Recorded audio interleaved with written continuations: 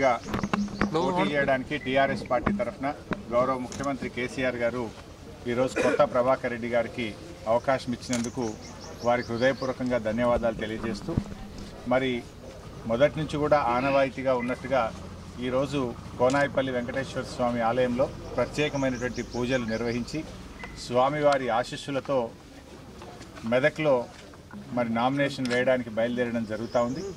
మొదటి నుంచి కూడా మరి కేసీఆర్ గారు ఆనవాయితీగా ఇక్కడ ఎప్పుడు నామినేషన్ వేసినా స్వామివారి ఆశీస్సులతో వెళ్ళినప్పుడు తప్పకుండా విజయమే సిద్ధించింది.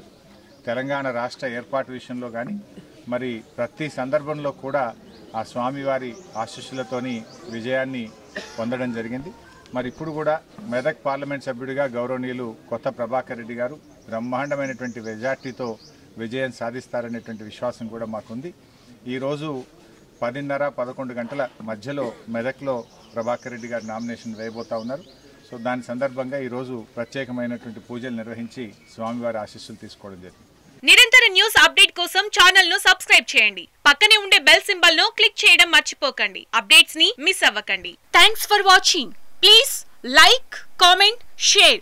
Follow on Facebook, Google+, Twitter, Instagram. For more updates, please subscribe Great Telangana TV.